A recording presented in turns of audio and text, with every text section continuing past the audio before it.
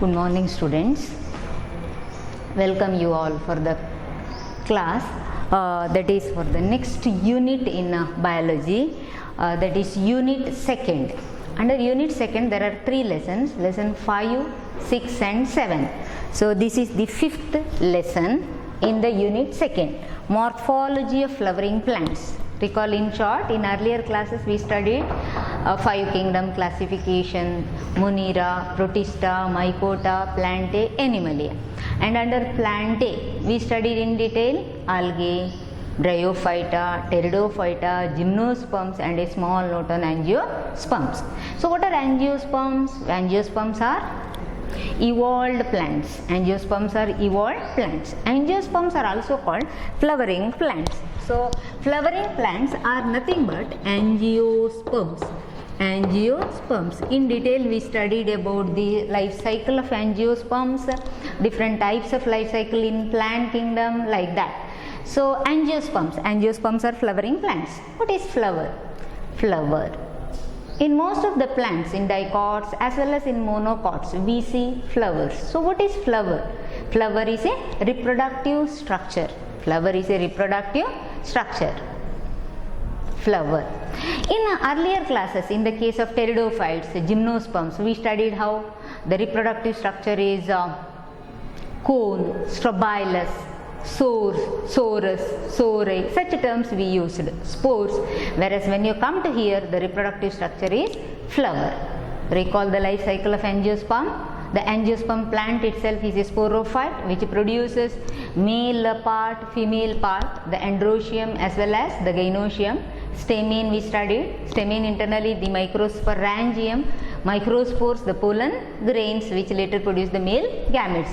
Similarly, in the case of pistil we studied ovary, ovules, ovule internally with the egg is the female gamete. The process of fertilization changes the egg into zygote, zygote grows and become embryo, embryo grows and become the sporophyte. That was the life cycle. So in detail about the morphology. So what is morphology? Morphology refers to external features. External features.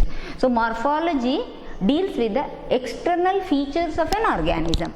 Now morphology of flowering plants refers to external features of a flowering plant. Flowering plants are angiosperms. Flower producing plants are called angiosperms. Flower producing plants are called angiosperms. So recall any one of the angiosperm plant, a rose plant, a jasmine, a mango, a cashew plant, all are angiosperms. A angiosperm plant is with the 3 parts. It is with the 3 plants. So angiosperm plant is with the 3 parts. Mainly 3 parts: the roots, stem and the leaves. Roots, stem and leaves. So this is highly advanced. In the earlier cases I told in bryophytes no root, no stem, no leaves, root like, stem like, leaf like structure like that. When it comes to pteridophytes we find compound leaves. When we find cycas and all, again compound leaf, pinnately compound, like compound leaves. Here the leaves are somewhat advanced, the root is advanced, stem is advanced. So angiosperm plant shows advanced root, stem and leaves, advanced arrangement, root, stem and leaves. Then what is morphology? Morphology is the study of external features of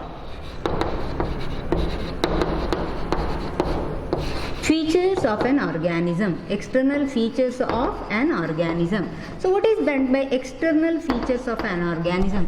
When we see from outside how a plant looks like. See, when we see a rose plant, it is with a stem, it is with the leaves, it is with the flower, it is an underground root, like that.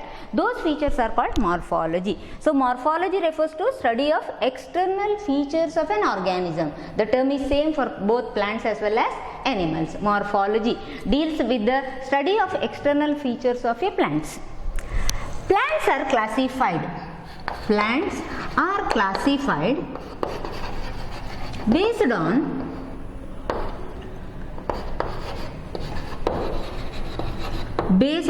morphological characters based on the morphological characters. Means we see in nature small plants, medium sized plants, big plants. Like small plants we call them as herbs, little bigger we call them as shrubs, bigger we call them as trees. So that type of classification, herb, shrub and tree, that type of classification is mainly based on the morphological character. So morphological character, plants are classified based on the morphological characters, which also include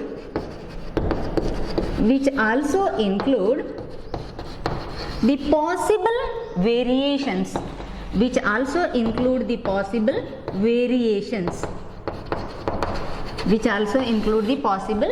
So what are variations? Possible variations we say. What are variations? Variations refers to the adaptations of the plants to different environmental conditions.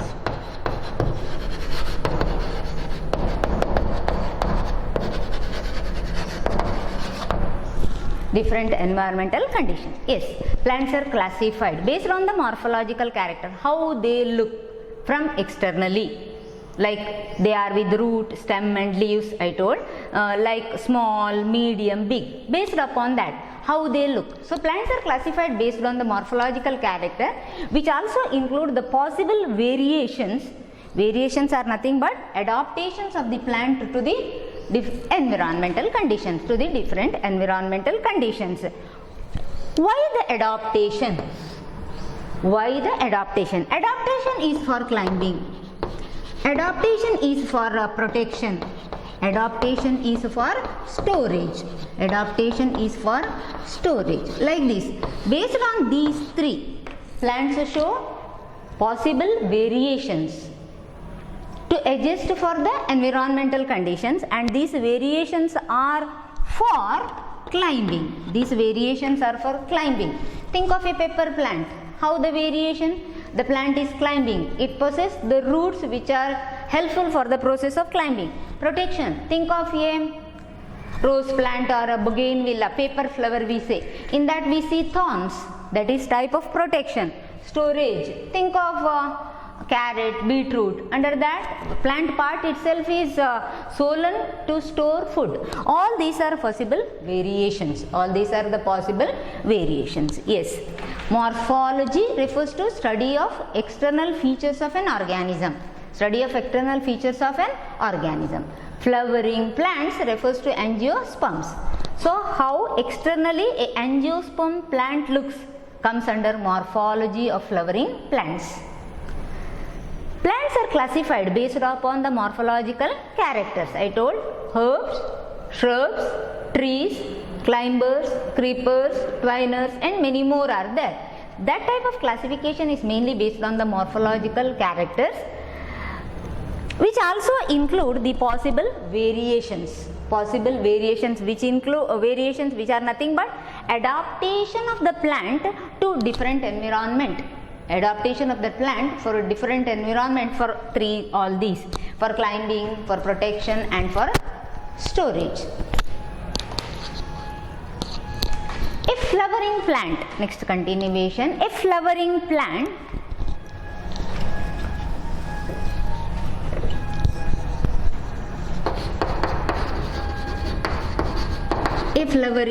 recall a flowering plant like a rose plant. We see a portion below the soil, a portion above the soil. The portion below the soil is called root system, and the portion above the soil is we call as shoot system. Recall any plant, angiosperm plant. A portion is below the soil, a portion is above the soil. So what is the portion below the soil? Roots are below the soil. Together we call it as root system. A portion is above the soil. Together we call as shoot system. So above the portion, what is there? In the central part there is a stem. Around the stem on either side we see leaves. Leaves are arranged on the stem. Stem bears flowers fruits, that is the portion which we call as shoot system. Shoot system. The portion below the soil is the root system. Same thing I'll explain from the diagram. See, this is the portion which is the soil level. This is the portion which is the soil level. The portion below the soil is the root system. You can see branches of roots, many roots like this. The portion below the soil is the root system. What is the root? Root is the one which helps in the fixation of the plant to the soil. Aerial part, the part aerial part, the part above the soil is the shoot system. Shoot system. Shoot system consists of, this part is called stem. And this is the portion where the leaf arises is called node. So stem, woody cylindrical part like this is the part, the stem, and the portion where a leaf arises is node, and this is a leaf. Leaf makes an angle with the stem, axil. Leaf makes an angle with the stem, and a bud, a small bud grows in that. It is called axillary bud. It is called axillary bud, and this is flower, and this is fruit. So the aerial portion, the portion above the soil, bears various parts. Stem holding all these parts, stem and the parts what it holds together is referred as shoot system. Root system and shoot system. So an angiosperm plant consists of two parts. An angiosperm plant, flowering plant, consists of two parts. Underground root system and portion above the ground is the shoot system. The stem bearing leaves, flowers, fruit, and even branches that constitute the shoot system.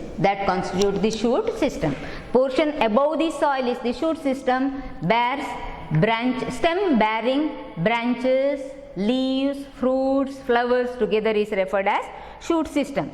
So shoot is the collective word given for all this much part. Shoot is the collective word given for stem and what it bears. So shoot is the collective word given for stem and what it bears. Yes, a angiosperm plant consists of two parts: underground root system and aerial shoot system. Shoot system is what? Shoot. The term shoot is the collective word given for stem and what it bears. So what stem bears? Stem bears branches, leaves, flowers, fruits. All these together constitute the shoot system.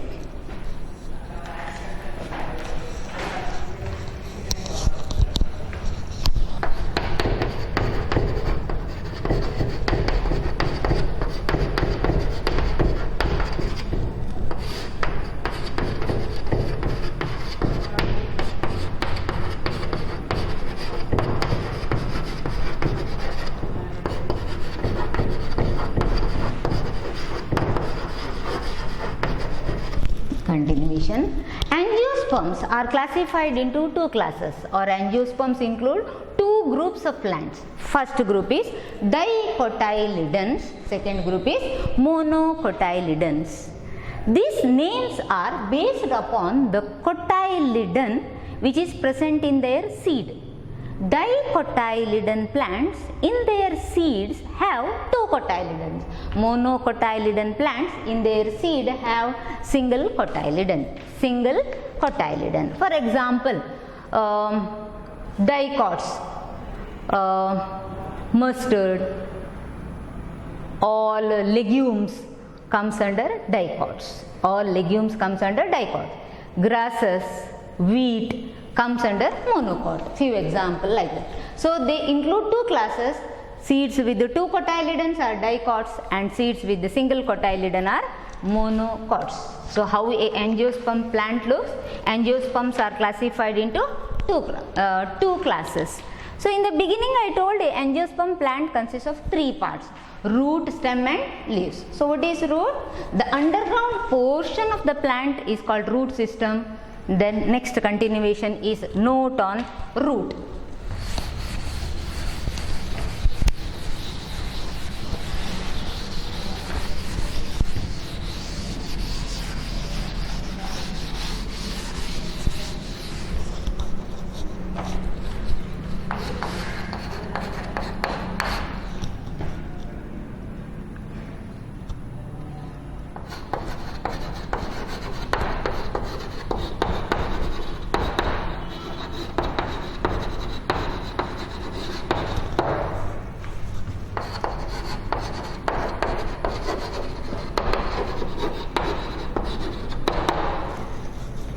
Root.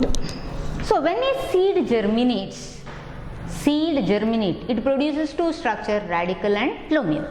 Now recall a seed. A seed is internally with ovule changes into seed, right? Ovule changes into seed, and the zygote grows and become embryo. Zygote grows and become embryo. Now where is embryo? Embryo is inside the seed. Embryo is inside the seed. Ovule changes into seed, zygote grows and become embryo. Now this embryo, recall this is a seed and this is embryo. This is embryo. So now embryo is inside the seed. Now what happens when seed germinates? Seed germinates. We usually see seed when germinates, it produces two parts, one part like this, one part like this, right? These are the two parts which are produced by the embryo. So embryo is with the two parts. The part that is which grows below is called radicle. The part which grows above is called plumule.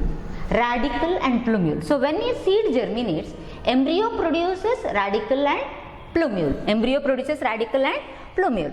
So this radicle later give rise to root. Radicle later give rise to root, and the plumule later give rise to shoot. Plumule later give rise to shoot. Now coming to root. Radical part of the embryo later give rise to root system. Develops from the radical part of the embryo. Yes, root develops from the radical part of the embryo. This radical part of the embryo produces a cylindrical structure which grows deep into the soil. Yes, so root develops from the radical part of the embryo, is a cylindrical structure that grows down into the soil.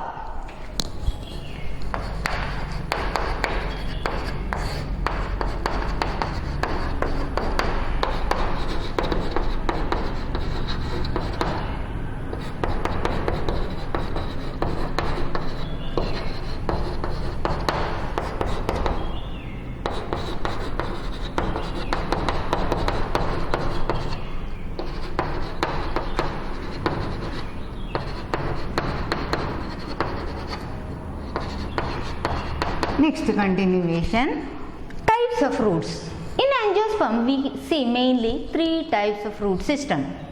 Tap root system, adventitious root system, fibrous root. Tap root system, fibrous root system and adventitious root system. Tap root system, fibrous root system and adventitious root system.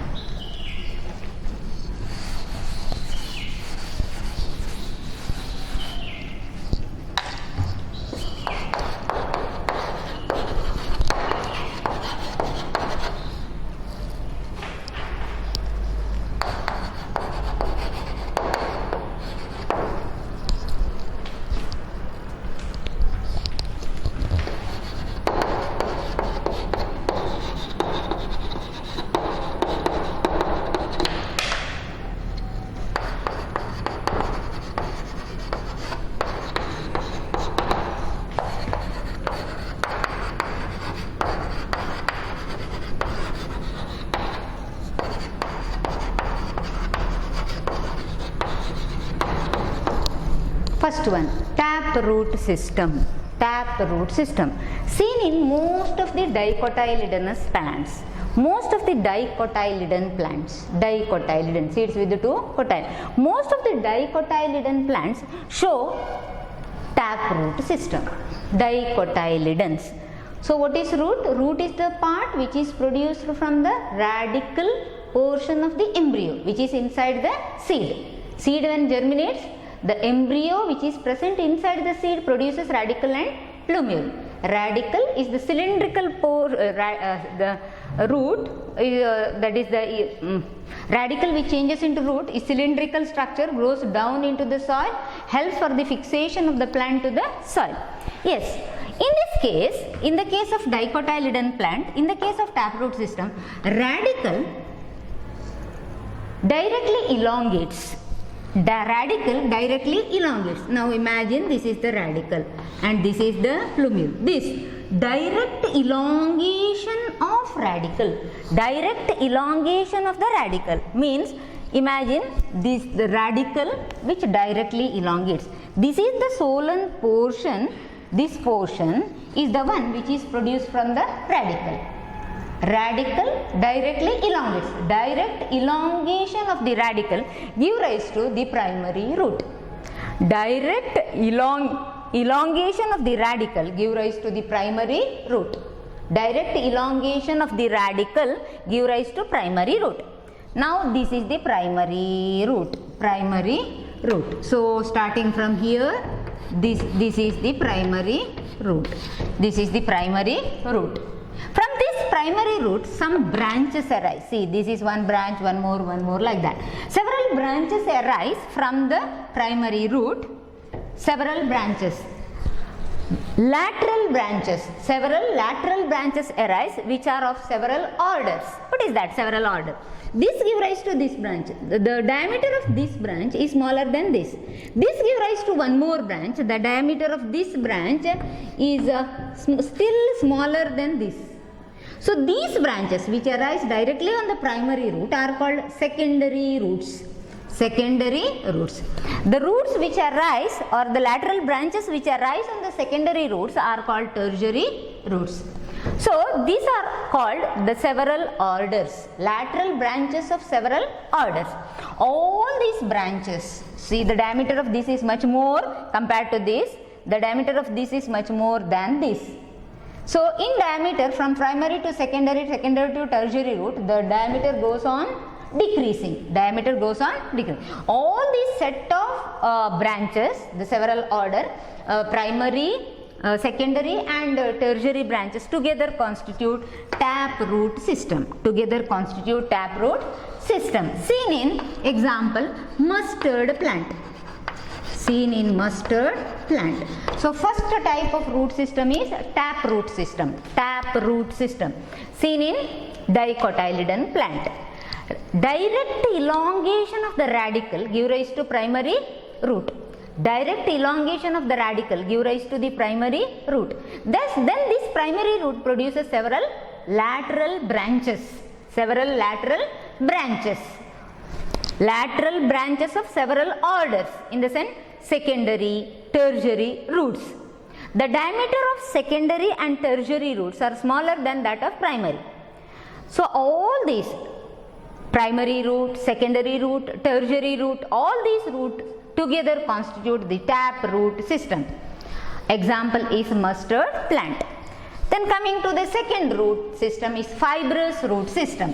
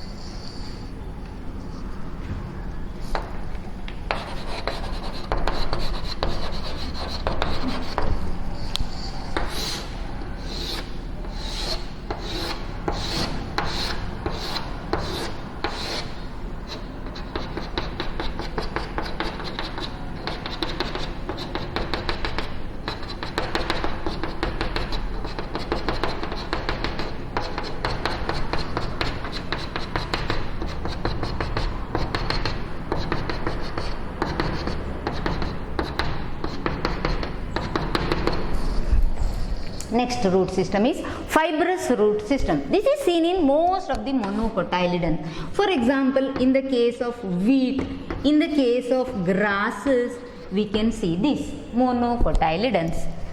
The primary root in this case, primary root, which I explained here, primary root, radical give rise to the primary root.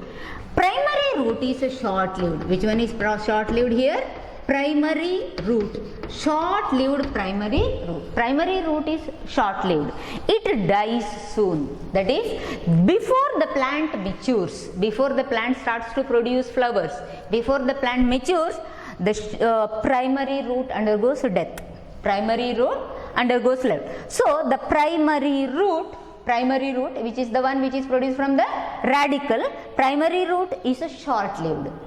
Dies before the plant attains maturity, before the plant starts to produce flower. Then that primary root is replaced by, in that place, in the place of the primary root, several roots appear, replaced by large number of roots. Imagine these are all the roots. From here is the stem. Large number of roots. The primary root undergoes death. It is replaced by large number of roots. The diameter of all these roots somewhat same. All these bunch of roots, tuft of roots, arise from the base of the stem. Arise from the base of the stem, and it is called fibrous roots, seen in most of the monocots. Wheat, grasses show this type of root system. So here, in the case of fibrous root system, the primary root short-lived, dies before the plant attains maturity. It is replaced by large number of roots which are having almost same diameter, and all these bunch of roots arise from the base of the stem, seen in wheat, seen in grasses.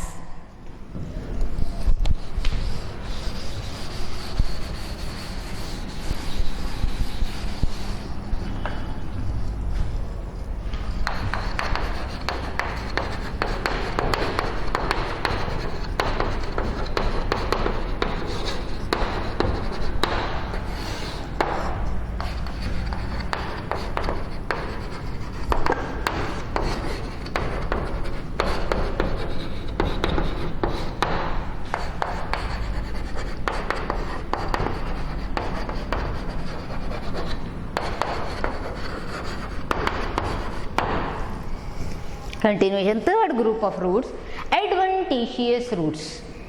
So usually roots from radical. Now in some plants, for example, recall banyan tree. Banyan is a big tree. From the branches some roots arise down. So branches, roots arise from the branches. That means what? In that case, roots won't arise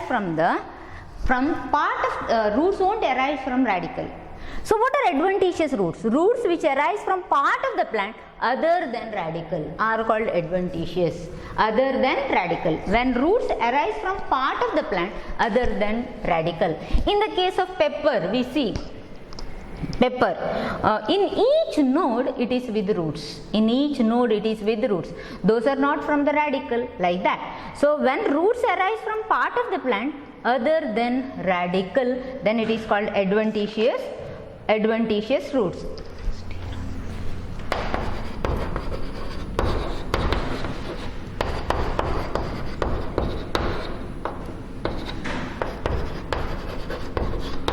These are few examples. Banyan, a big tree, banyan tree. In that case, we can see roots arise from the branches, monstera. In grasses, for example, in the case of maize, we can see from the lower nodes roots arise. All this comes under the category adventitious roots.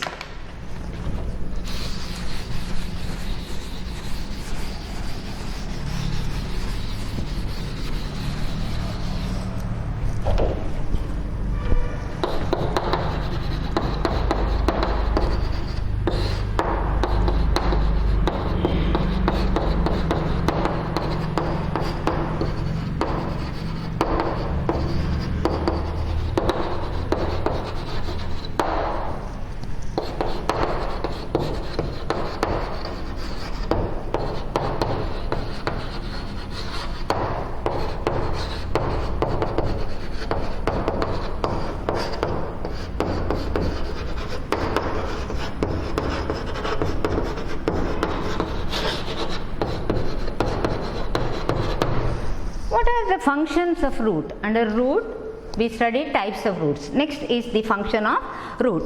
Root is the portion of the plant which grows below the soil. Root helps in absorption of water and minerals. Yes, absorption of water and minerals. Water, minerals are present in soil. Roots are the one which absorb this water and minerals and allow it to move, conduct to the aerial part where it is required, like that. So main function of the root is absorption of water and minerals. At the same time, roots fix the plant to the soil. Fix the plant to the soil. It is helpful in anchorage, attachment. Anchorage or attachment of the plant to the soil. Roots are also modified in few cases, helpful for storage of food. Roots are helpful for the storage of food. Roots are the regions where some plant growth regulators. So what are the growth regulators? Nothing but hormones. Plant growth regulators are nothing but hormones. Like animals, even plants also have hormones. Most of these hormones are produced in roots. So roots are the sites where growth regulators, growth hormones are produced. So 4 functions of root are absorption of water and minerals, attachment of the plant to the soil, storage of food materials are the sites where growth regulators are synthesized. Synthesis of growth regulators occurs in the root.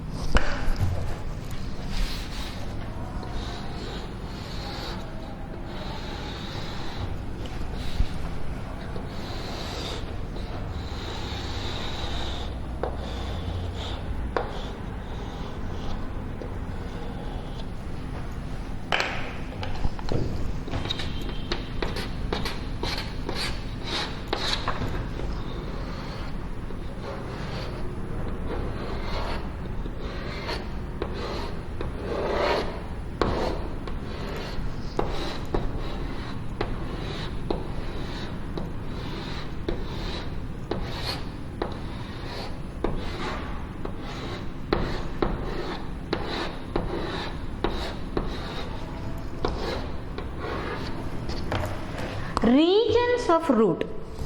A small root in enlarged view. Root is with different regions. This portion, the tip portion, is called root tip. Root tip, which is protected by a root cap. So what is the function of the root cap? Root cap gives protection to the root tip. Root tip, just above that there is a region called region of meristematic cells. It is called region of meristematic cells. Just above that there is a region called region of elongation. Just above that there is a region called region of maturation. So there are different regions in the root. Meristematic region, region of elongation and region of maturation. Now one by one. At the tip portion there is a region called meristematic cells. So what are meristematic cells? Meristematic cells are small, very small inside.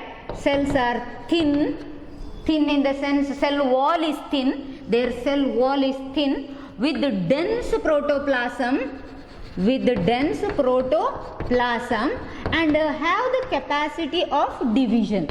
have the capacity of division. That is it. So near the tip of the root there is a region called meristematic region. Here there is a region called meristematic region.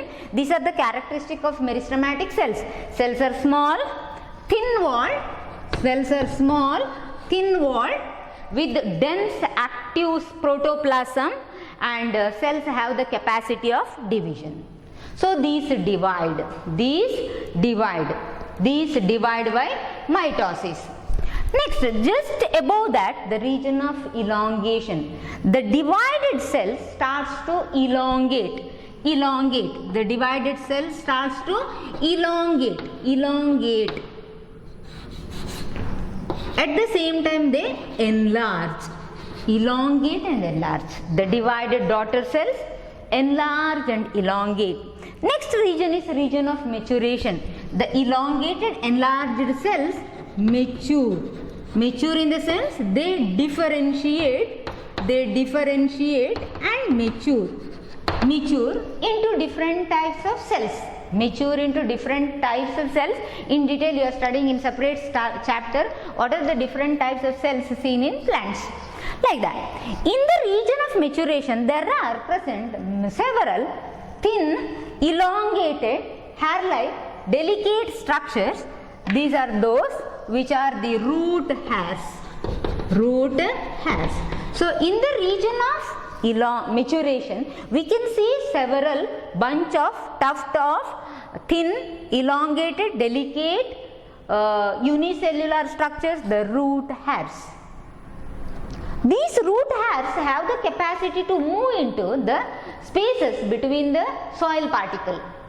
That's why these root hairs are the one which are the water and mineral absorbing organs of the plant. It is not the root which absorbs water and mineral, it is the root hairs. The root hairs absorb water and minerals, they bring it back to the root. So usually in plants it is not the root which absorbs water and mineral, it is the root hairs. But these root hairs arise on roots, that's why we usually say roots absorb water and minerals. Like that. Regions of root. Root is with meristematic region, region of elongation, region of maturation. Meristematic region is protected by a root cap which gives protection. In the sense, this root tip grows deep into the soil. In between the soil particles, rock particles it moves. Then it is very soft. It is protected by the root cap. So function of root cap is it gives protection to the growing root tip. Just above the meristematic is region of elongation. How to differentiate this? Meristematic region is with meristematic cells. Cells are thin walled, small, dense protoplasm, active, have the capacity of division throughout their life. Goes on dividing, adds new cells. The daughter cell so produced starts to elongate. Just above that, the region of elongation. Cell starts to enlarge, cell starts to elongate. With the extra cell wall material is laid on it and the cell starts to elongate. The elongated enlarged cell starts to mature. In the sense, they differentiate into different types of cells. In the mature region, we can see thin, delicate, long, elongated structures, the root hairs, which are the organs of water absorption. Yes, which are the organs of water absorption.